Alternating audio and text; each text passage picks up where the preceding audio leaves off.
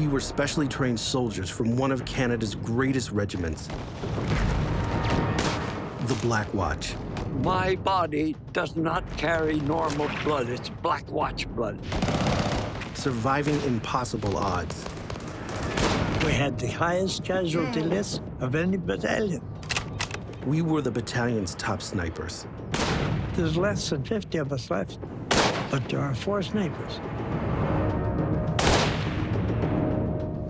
Funny thing. Always the first ones in.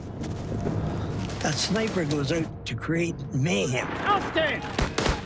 Until they fired on you, you had to keep going. If you cannot shoot accurately, you are gone. You only got one shot. We put everything on the line to save the world from the Nazis. A lot of times you're scared like hell. It's something that has to be done. Timber us. Only one thing kept us going. We looked after each other. That's how we survived. My name is Corporal Dale Sharp, and this is our story.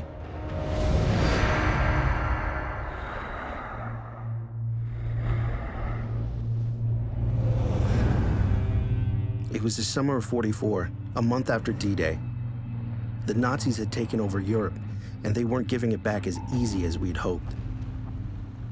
No sooner had the Black Watch landed, and we were sent in 20 miles to knock the Germans off of Verrieres Ridge.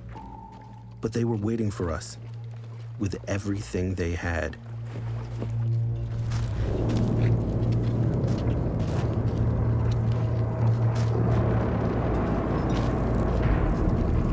I don't know how I escaped with my life.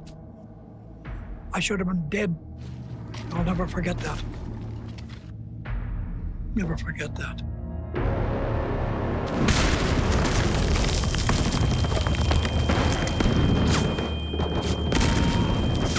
Anybody tells you that they know what's going on, they don't. They're not telling the truth. What I'm telling you is the truth. You don't know what's going on. Guys could be getting killed 30 feet away. You don't see them. You don't care about them. You're talking about yourself.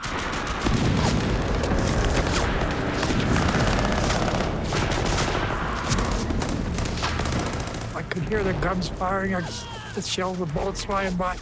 They're just dropping like flies in the grass.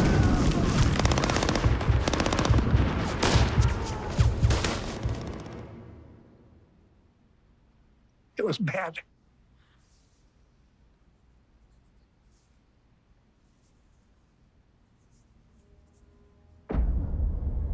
All the companies are gone.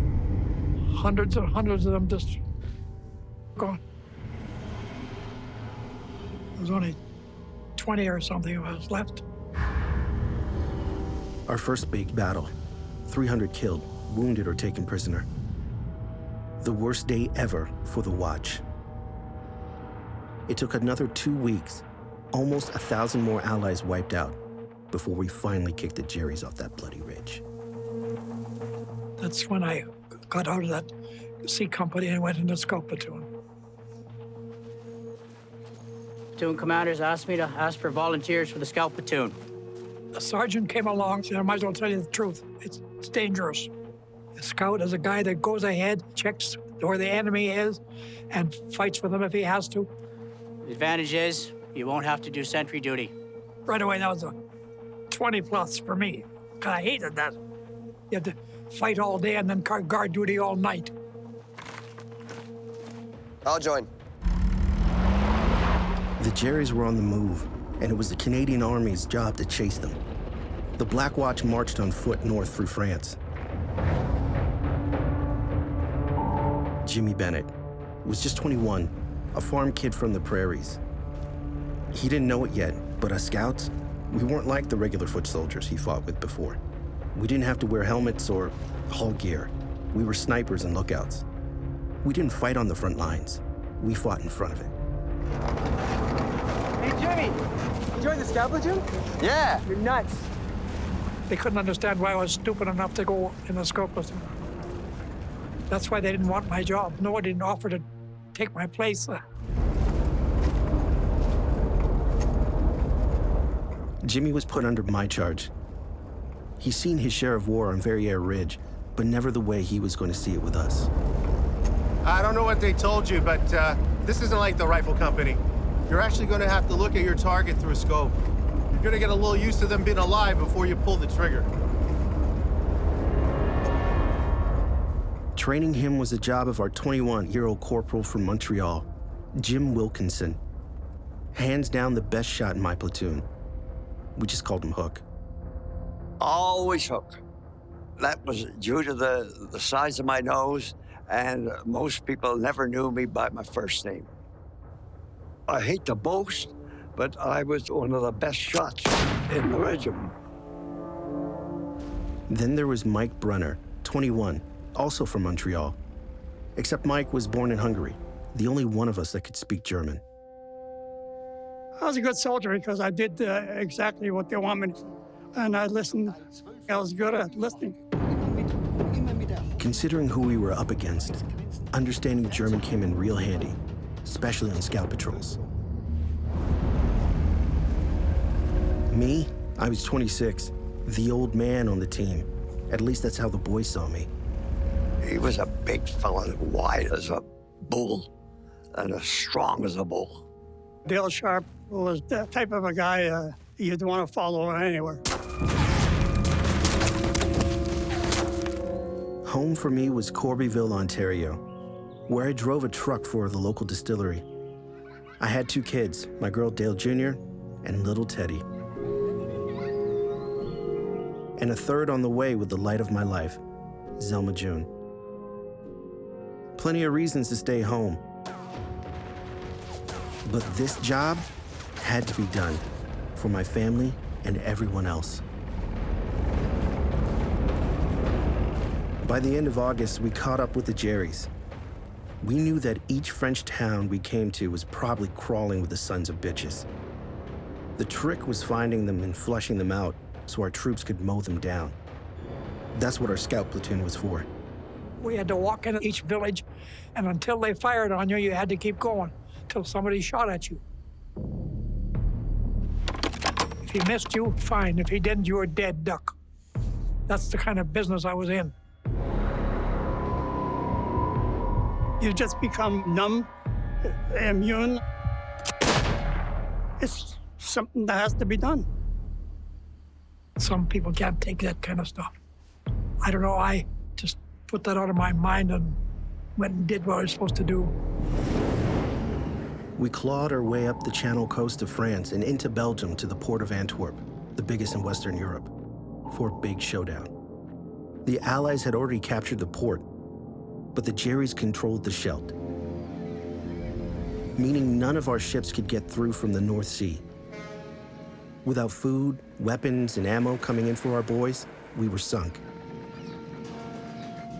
Headquarters was set up just outside of Antwerp. Our scout platoon was called into HQ. Here on the map, you see the Scheldt. They wanted us to zero in on where the Jerrys had set up. This is what controls the entrance to Antwerp. We get as much information as we can and pass it on to the headquarters, and headquarters applies the information to their attack. They couldn't ask the rookies to do it, so the job fell to me and Hook. Our orders were to sneak behind enemy lines across the Albert Canal. Joe Nixon, who was my commander at the time, said, he said, Huck, we have a dinghy here for you and Dale. But once you're there, I'll have to pull the boat back. We can't risk the Germans getting the boat. So you'll have to make your own way back. Understood, sir.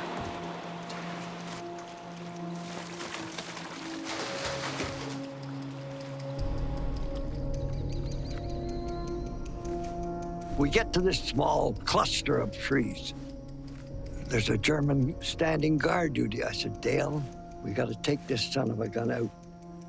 I can jump him, and you stab him.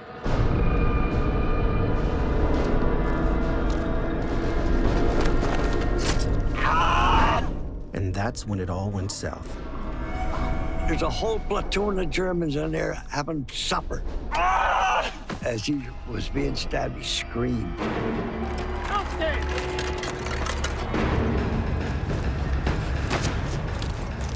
said to Dale, you better start taking off your boots and a few other pieces of clothing, because we got to swim across this Lincoln Albert Canal. Outstand! Jesus, Dale, the boat's still. Just get in! Get in! Now we were just trying to get out alive. We got to the embankment, and lo and behold, the dinghy was still there. The rope they used was too short to pull it back. Good Lord is looking after us.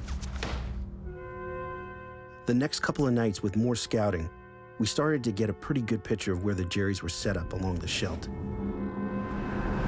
They were everywhere.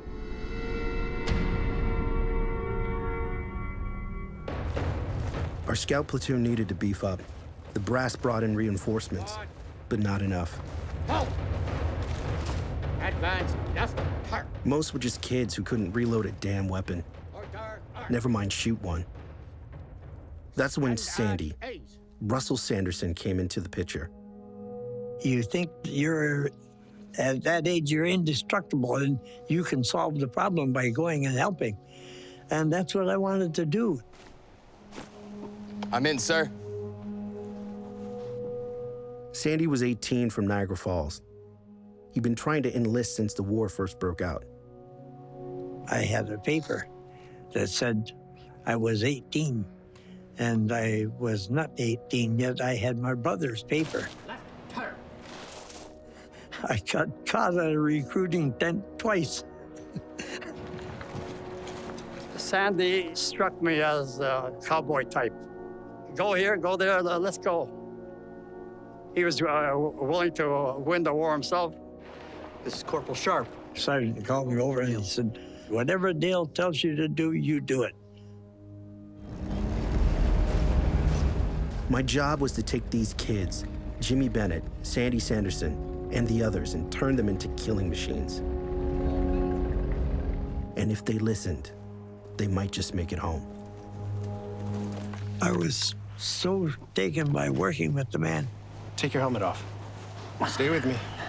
He was so sincere about teaching and his honor about things. I'm alive today because of what Dale taught me. What I knew about shooting, I learned back home, teaching my kid brother Billy.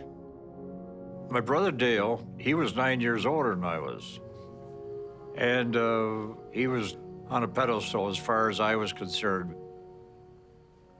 He was an excellent sportsman's shooter. He was my idol. All right. Straight ahead. Reference. Gray building. Window on the left. Third story up. A sniper learns real quick that the best Nazi target is the one with the highest rank.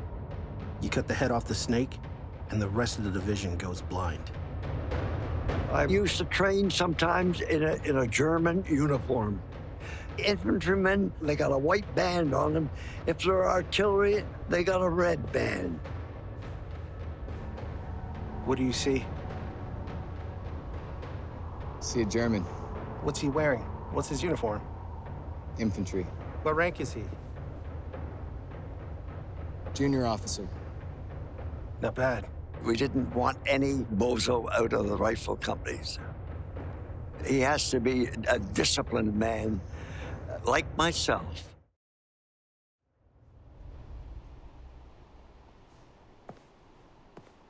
All right, so use a sling as a brace. So put your arm through there. That's it. But spotting a Jerry is only half the job. Deep in the shoulder. See that bottle right there? If you cannot shoot accurately, you are gone. Your focus is on your breathing. You only got one shot. Deep breath in. I was good with a rifle, yes. Half out. I had a telescope on it. Squeeze that trigger. You could pretty well hit a guy at 300 yards in the head and no trouble at all. How'd I do, Hook? See you do it again. All the training in the world can only take you so far. Where are we going, Dale?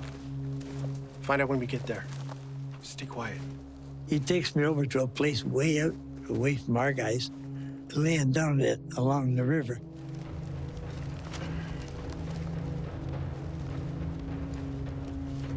All right, Sanderson, take your helmet off.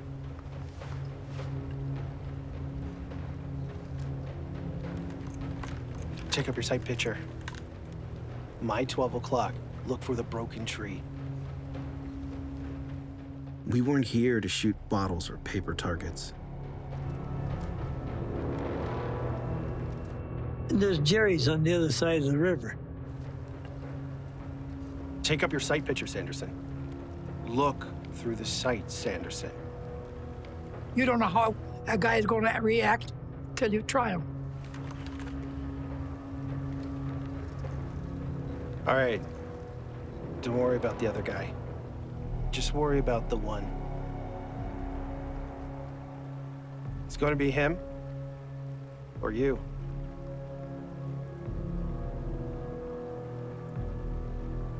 Breathe slow. Your hand tightens up like a paralysis, and your fingers move so slowly and squeeze that trigger. It's just like you're squeezing an orange, nice and slow.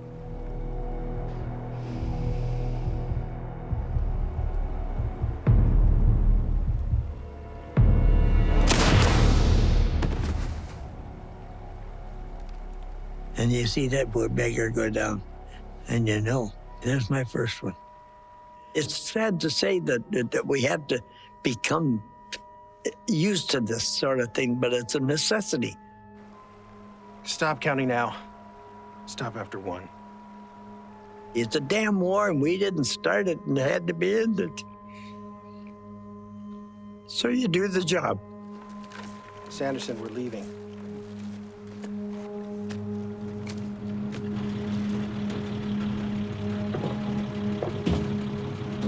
All right. Glad to have you, Sandy. We had our team, the closest thing we'd ever have here to a family. Let's go.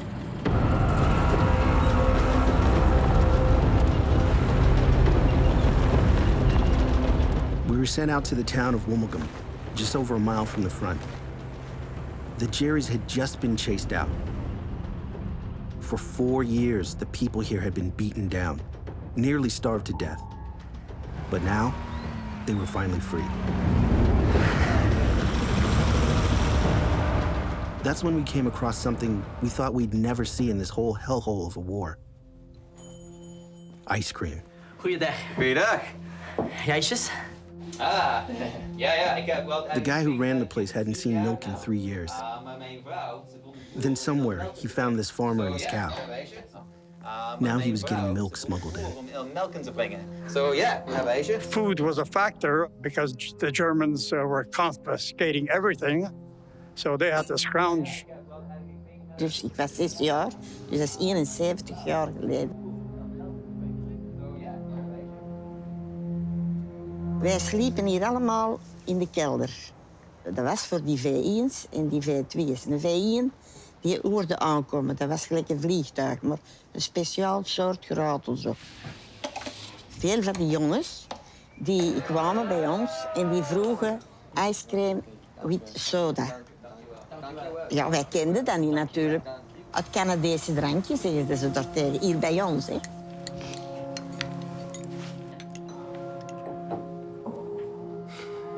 Right, fellas. Black watch. Black watch. Black watch. Black watch.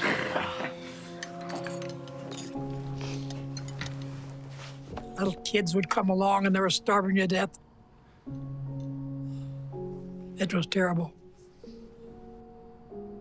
They just kept getting skinnier and thinner, and there was nothing you could do. When the Jerrys pulled out of this place, they robbed these poor people blind. Took everything. It reminded us why we were here, to crush Hitler, get the world back on track. For these kids and mine.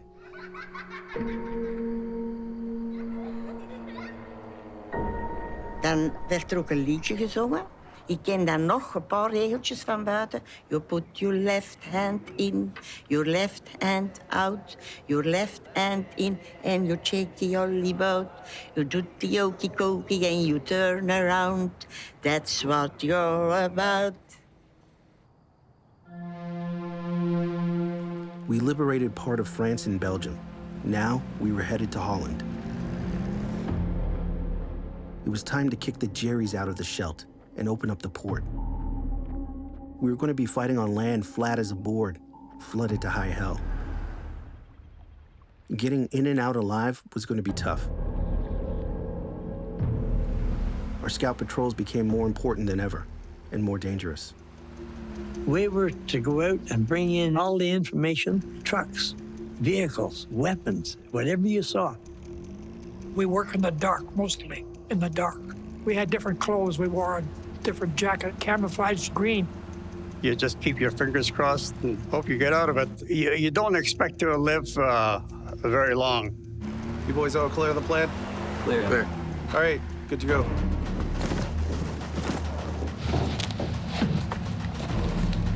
Lads, out of the truck!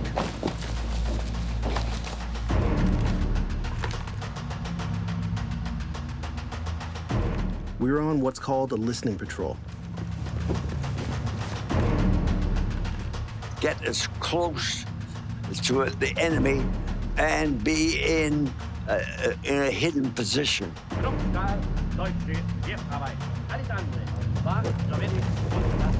And you just never know from 1 minute to the next what's going to happen.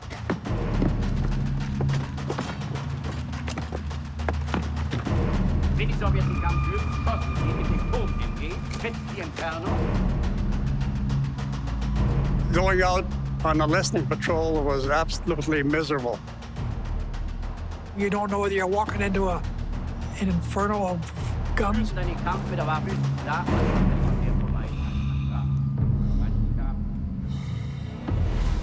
The goal was finding their HQ. That's where we'd dig up our best information. Getting there was another thing. Pure suicide. Listen at the windows for the number of voices, any mention of weapons or places.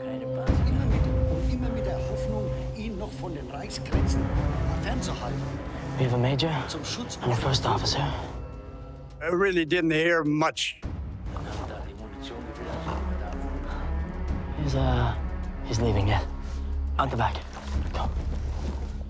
We walk along the road very quietly, and we'll see if we can hear them, and then we'll sneak up on them and get a prisoner.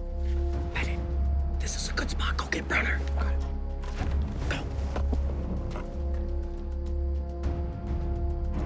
You always had a couple of grenades hooked in your belt.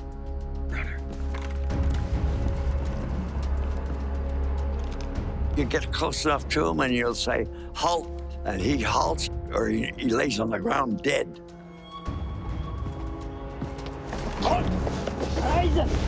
You don't just ask him to come, he won't come. He's not going to come if you just run up and ask him.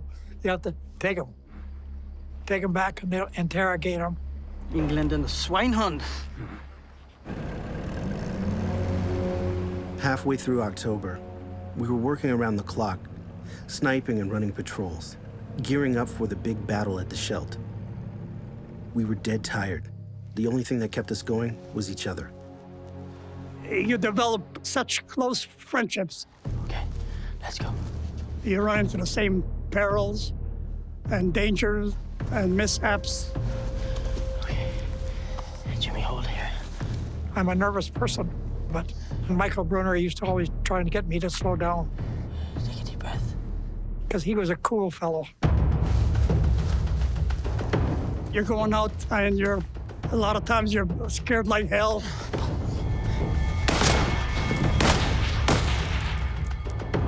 Go, you're in the best position.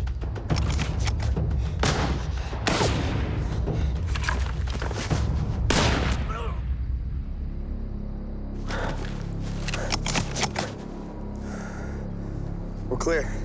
Even with just one bad situation, you become attached to each other, and that was the case with Jim Bennett and I.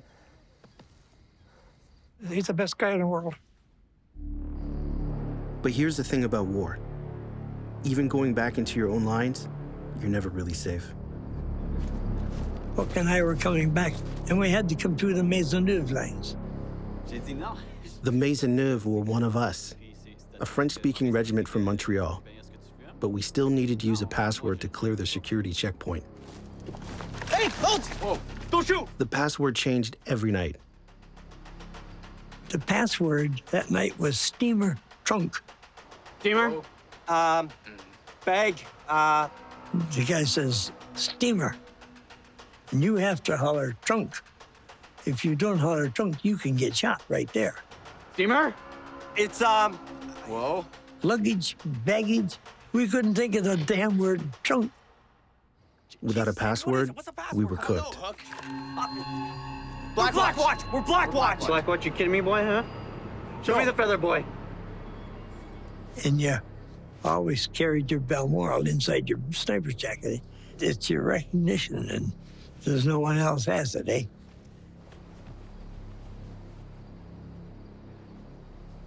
The feather. Come closer.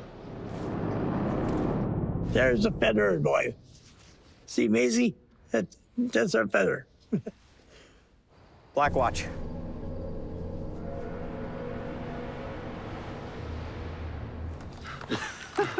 For Black Watchers, oats on Black Watch. The password is trunk, huh? You can go past. You can go past. Thought you were gonna shoot us. But if we knew what was waiting for us around the corner, none of us would have been laughing. Black Friday was about to come crashing down. The Jerrys were set up just outside the Dutch town of Woensdrecht. They were on an embankment around half a mile away from our position, over open ground. It was like a funnel. There was high ground on one side, high ground on the other side. The Black Watch were sent in to fight, but this time the scout platoon had to go too. Reinforcements were still too green, so it was all hands on deck.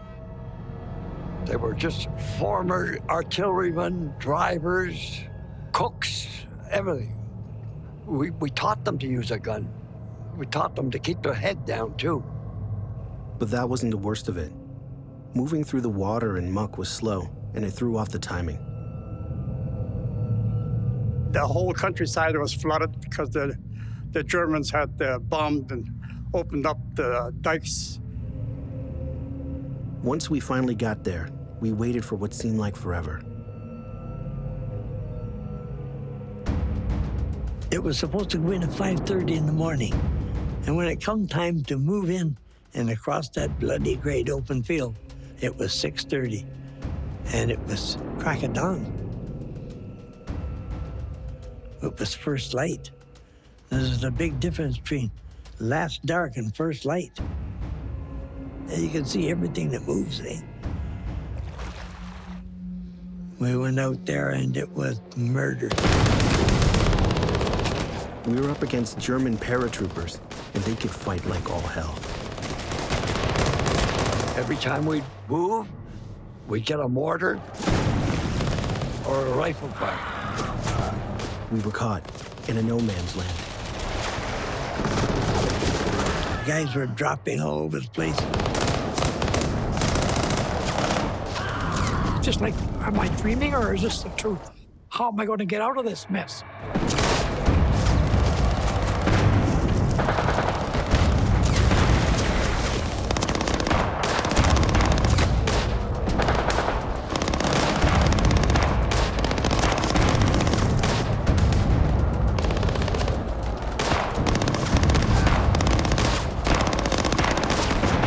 It was a black day for the Black Watch again.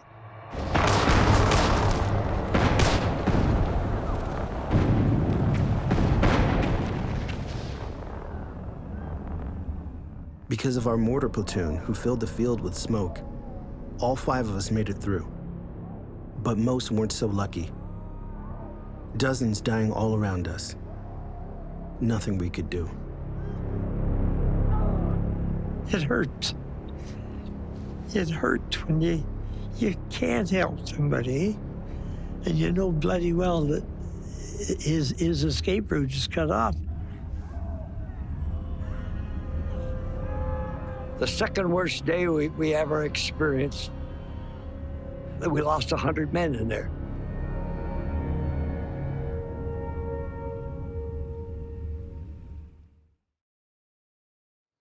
Now we were mad as hell. We turned it up a notch or two. Whenever the Germans wanted to fight, we fought them. We just kept pushing them harder and harder. We ramped up our sniper patrols. Our boys fought hard. We took back the Scheldt. One flooded field, one tiny town at a time. It was a sense you could almost taste it. Hitler's luck was finally running out. With each Dutch town we freed, we rounded up prisoners and snagged souvenirs for good measure. As we went through, I found the swastika. It was a little trophy of the war, a little souvenir. Having fun yet? And you just stood a little taller. Making a little show of it, too. After what we'd been through, you couldn't blame us for wanting to rub their faces in it. One way or another, the war had to end. It's just too bad that only one of us would be there to see it. We moved northwest to the Dutch town of Goos. We needed to know if it was safe to bring in the battalion. Were there any Jerrys still crawling around somewhere? That's when we sent in Hook. I was the first Allied soldier in Goos. I was on patrol, a one-man patrol, all by myself. It was a very, very strange day.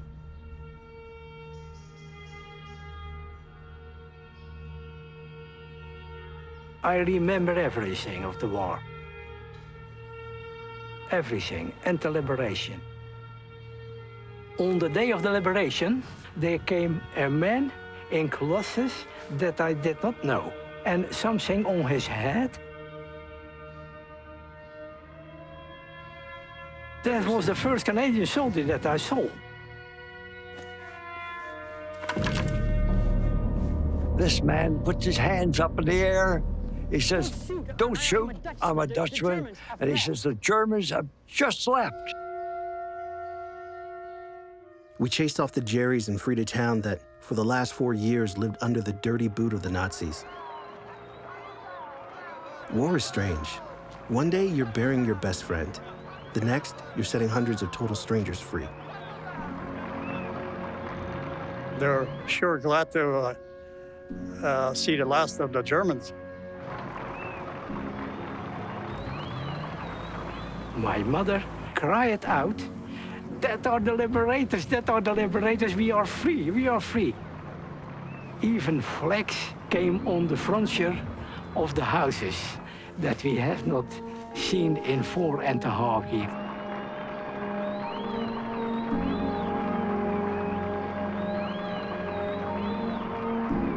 It is unbelievable. I can hardly tell it without feeling the emotion again. You just don't believe how much the Dutch people appreciate what the Canadians have done for them. This girl's come along. I said, "Mike, you can speak Dutch?" He said, "Yeah." I said, "This is a nice little girl. Tell her I love her. I love her good."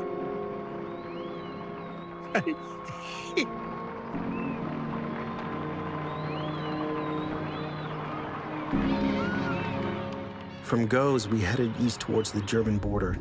We knew that if this war didn't end by Christmas, we'd have to bust into Germany and crush the enemy in its own backyard. But the winter of '44 was brutal. Cold as hell. Canadian cold. Everyone was pretty beat up. To make a final push into Deutschland, the Black Watch needed to recharge.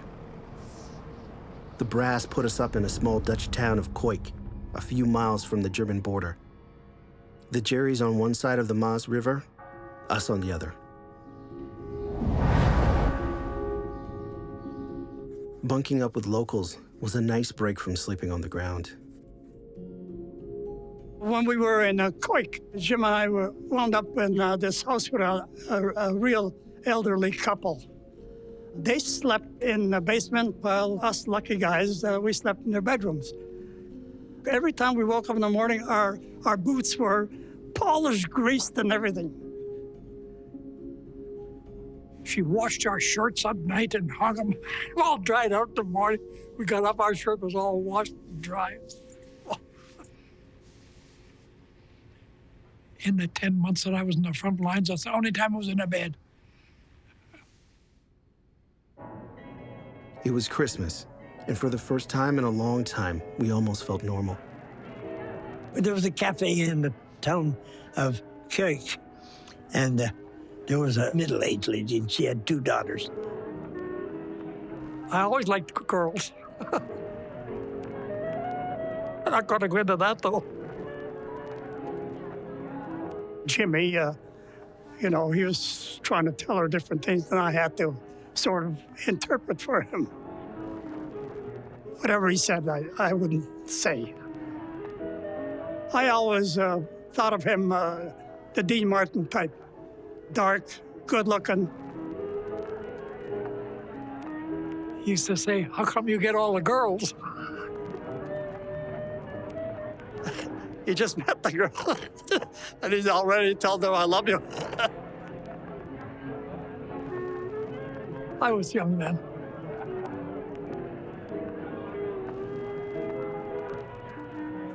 My darling little family. I hope you're all fine and not getting into too much mischief. I bet you keep your mommy on the run all the time. Be good for Daddy, and when I get home, we'll have lots of fun. My darling June, Merry Christmas and a Happy New Year. With all the love in my heart, Dale. Mostly Cuijk was a pretty safe place, but the Nazi bastards never let us forget that the war was far from over. So we thought we'd remind them that we were here too. Me and Sandy were on this hill. We were working together that day. There's nothing out there. Jerry's are out here somewhere. They're just hiding.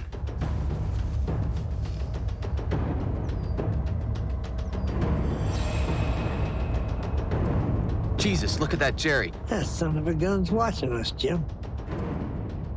He's aiming it dead on to Sandy. Put your head down.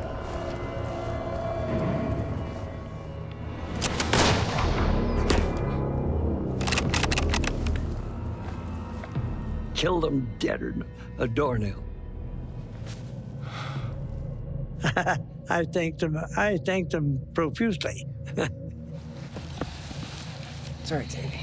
Sorry. We looked after each other. That's how we survived.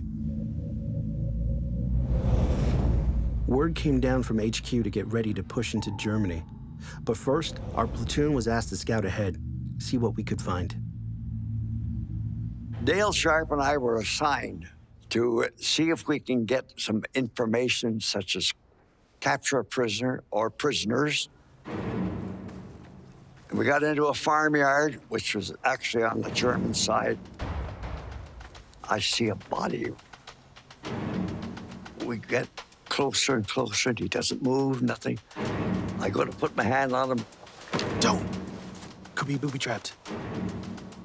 Oh, they booby-trapped their mother if they had a chance.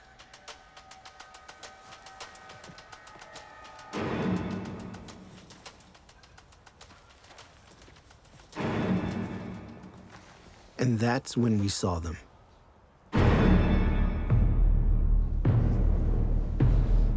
Two Germans. I said, Dale, we'll kill one and take the other one prisoner. All right, on 3. Only one problem with that plan. 1, 2.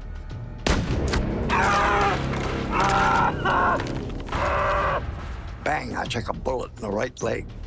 I took the second one in the patella in my knee. Oh, I said, I can't move, Dale. I said, I'm done. Dale was able to drive off these two guys in the back.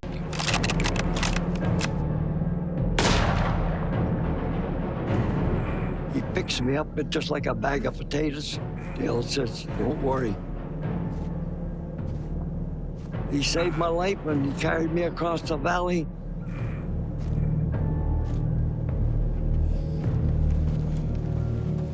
You're doing real good, Hook. You're doing real good. They're gonna get you back to the doctor. My leg was hanging off. It fractured a bone. Hey, Dale. Thanks, buddy. Take care of the boys, huh? Bye, Hook. He saved my life. A beautiful man. For Hook, the war was over. He was lucky. At least he was going home. For the rest of the Black Watch, it was back into action. In February 1945, we crossed into Germany, bloody Deutschland. This wasn't about freeing anybody anymore. Now it's payback time. Retaliation? You're damn right, retaliation. They started the thing, and somebody's got to pay the bill. We observed the engineers going in and knocking the houses down with bulldozers and just blow them all to the devil. It wasn't pretty, but it was necessary. It was necessary. They had to be taught a lesson. But in this Reichswald forest, the enemy had home field advantage. There were booby traps, landmines, and machine gun nests. Our job was to clear the way for our boys.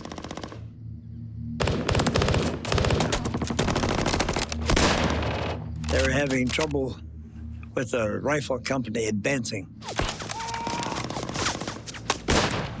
And each time they showed themselves at one end of the company, a Jerry laid on them with a machine gun.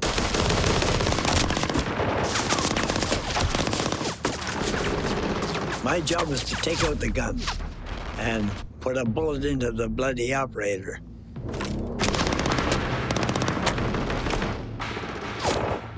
I could tell he was going to take out the rifle company. The rifle company men started to move, and he let go a blast of about 5 or 6 rounds.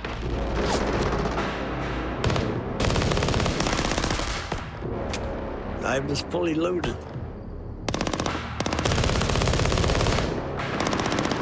I had a bead right above his right ear.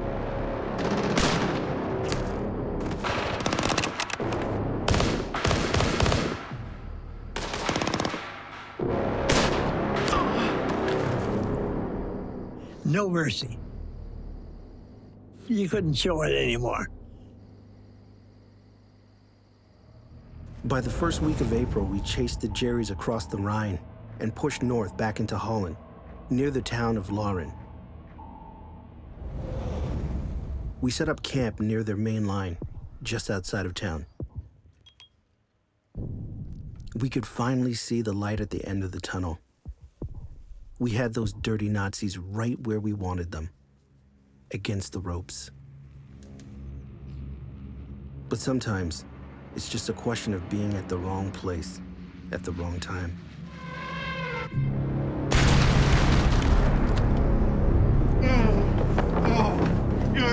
The doors banged open, and in comes a couple of guys carrying, turned out to be Dale Sharp. Sorry, Mike. I was hit bad with shrapnel. Give me a hand here. Pressure. I was losing a lot of blood. The medic asked me to hold something and put back his intestines. They were sort of out of the stomach. I was scared. I didn't know if Dale Sharp was going to live or die. Brunner, Colonel needs you right now. Double time. That's when Mike got called away. My field medical card called it evisceration of the bowel. All I knew is that it wasn't good. Things weren't going well for Mike and Jimmy either. They were about to step straight into an ambush. There still was thousands of Germans entrapped in there. hit me one in the chest. Move! Move! Move! Move! We all started running. Mike. And he fired again, hit me in the back of my head once. Piece out of my ear and a piece out of my skull. Jimmy! I'm gonna die. No, you'll be fine. I could taste blood coming out of my mouth and nose, and I knew a bullet went through my lungs. I'm gonna die. I know it. Hold on, hold on. Hey, hey! A Jeep came along, road. Hey, hey! It was a Red Cross Jeep. Here's my friend. He's been shot in the chest and the head. Help. There's no point, son. He's gone. You're a medic, do something. There's nothing I can do. And I said, God damn it, the guy's shot, do something. If you know what's good for you, you'll put him on your Jeep. I think he'd have shot him sure as hell.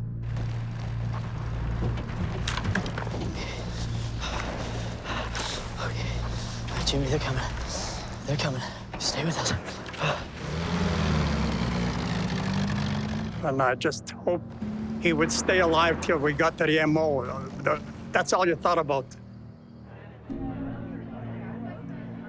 Those 2 days were the worst in my life.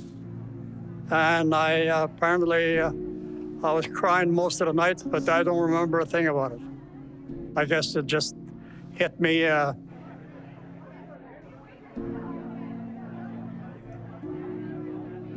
That was the first time I cried for anything.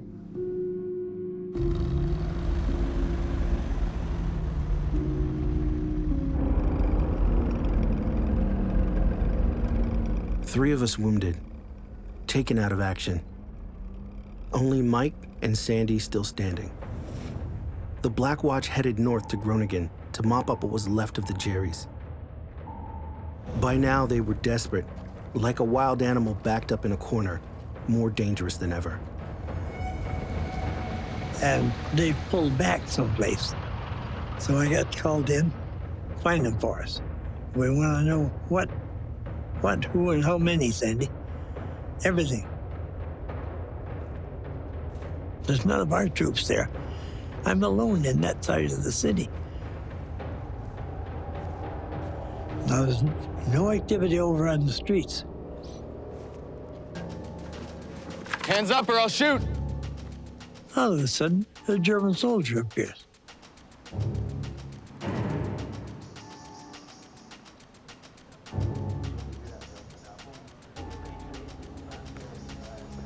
Nummer 1 kwam, nummer 2 kwam, nummer 3 kwam. En zo een heel rijtje Duitsers die kwamen tevoorschijn. I figured about 20, just over, maybe 20, 25 or so. Okay, lads. Get those brain guns to the front. Let's go. And I'm cursing. I'm like, get that machine gun over there. Put that brain gun there. You guys, go that way. And I'm hollering to imaginary troops. I want 2 columns, one on the left, one on the right. You guys, down the back. And there's no one there. I'm alone in the middle of that street. Bring the carriers, bring the carriers. I was absolutely bluffing. Drop your weapons. And I thought, you're gonna get it right now. Let's go. And they put their weapons on the ground. Get against the wall. Hands up against the wall. Let's go, let's go.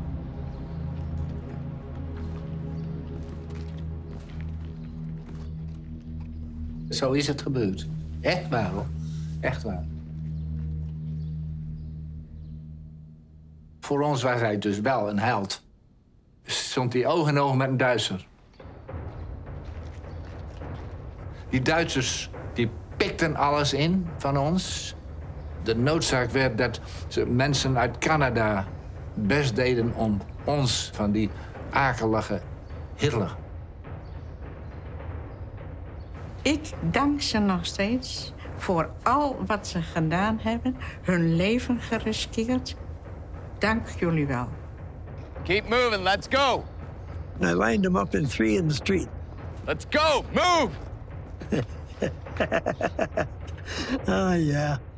2 days later, we drove every last stinking Jerry out of Groningen.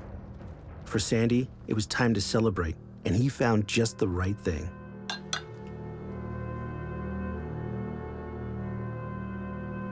It's a 33. Want some?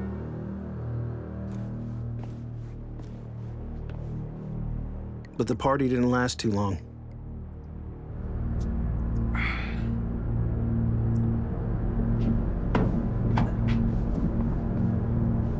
I paid for it. I wound up in 109 British General in Duffel in Belgium. Are you ready to eat yet? From the damn wine being poisoned. It had been booby-trapped with poison. Germans left it behind. And I was the only dummy that drank it. On May 5th, 1945, 19 days after Sandy drank the bad wine, Germany finally surrendered. And now, the lucky ones were going home. But not me. I was never going home again.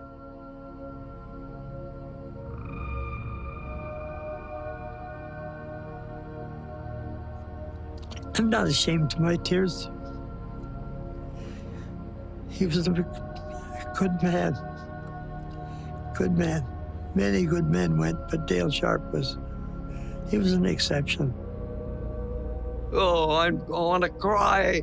Yes, it's so tragic. I can't tell you any more about him.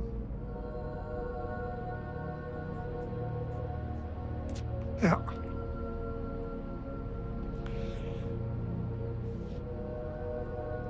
And he had his mustache. That's where this come from. I idolized Dale.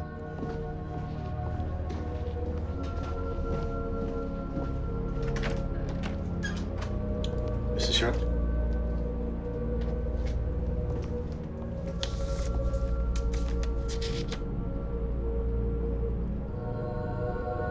I can remember my mother being very sad,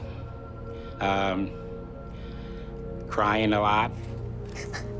I had an empty feeling after I realized what had happened. I literally walked around, I think, for a few days, just kind of in a fog. I didn't know if I was coming or going, what was happening with me. I was so mixed up inside to think that I'd never see him again.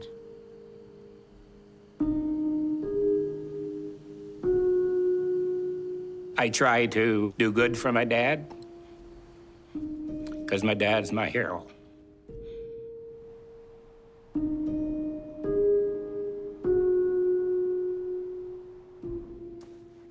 I've never been to Holland. It's one of the most important things in my life. I've always wanted to be here and see this, never thought I would. Once I get to touch his headstone, I'll probably feel a real strong connection.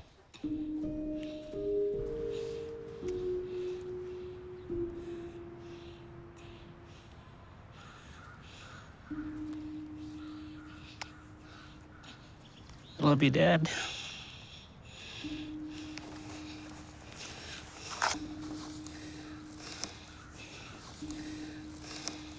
You've always been my hero.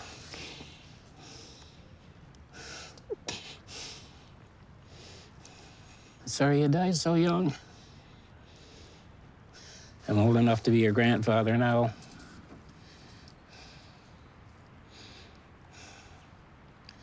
Rest in peace.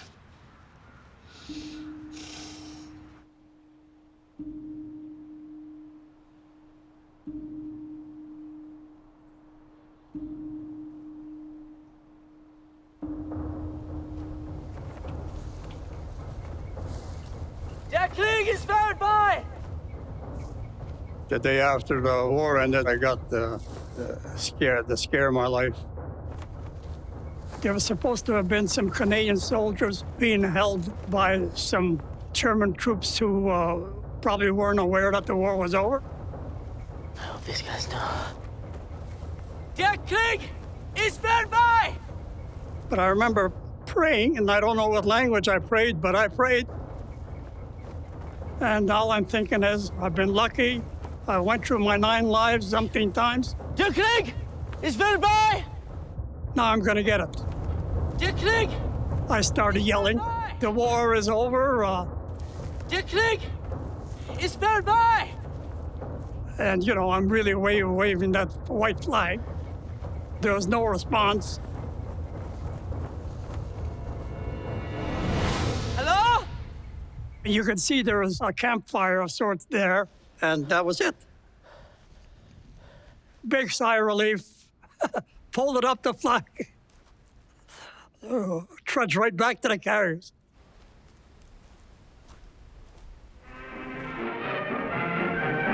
To their home city of Montreal, the Black Watch of Canada returned to receive a grand ticker-tape welcome.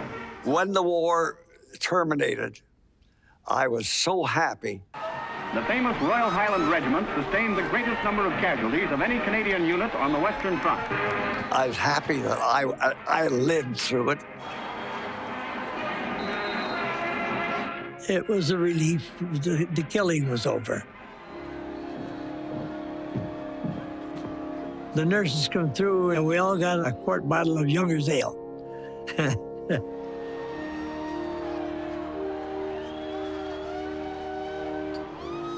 When the war was over, I knew it was the end of the line. I didn't jump up and I couldn't get out of bed then. I was in the hospital in England. When I come home, my family never asked me what happened there, and I never told them. I never did tell them. I had a knife with a big long blade on it, a switchblade, you know. And I took it out and threw it in the ground and buried it. I had brothers who were only 7, 8 years old, or 10. I didn't want them kids to find that knife. They didn't even know what a war was. I'm just happy that I come to tell somebody what was been in my insides all my life.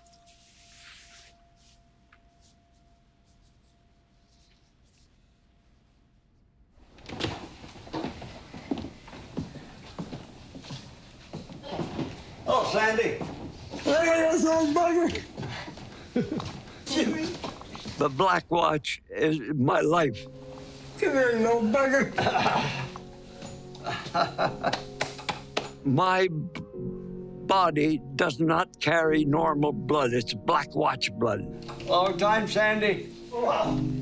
For Christ's sake, how you doing, Mike? Christ. Wow. Oh, good to see you. Overall, that's the best thing that ever happened to me, being assigned to the Black Watch. Just to be alive. Oh, Sandy. I'm very proud of being a Black Watch. God, it's good to see you, buddy. Like you say, as long as you wake up. Yeah. We're on the right side of the grass, those old buggers. I'm very proud. And here we are, we're still here, goddamn it. Old buggers. I end every conversation, every phone call. I love you, Jim. I love you too, Sandy. But I sure as hell wish Dale and Jimmy Bennett were here. I love that guy. We kept each other alive and we did our job. We did our job. And I'm damn proud of it.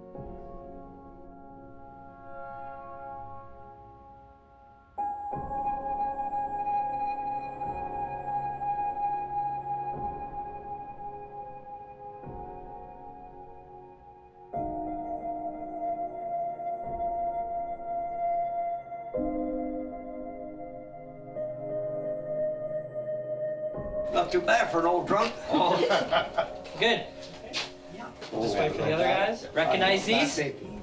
I'll take that rifle, just like the one I used to use. Holy mackerel.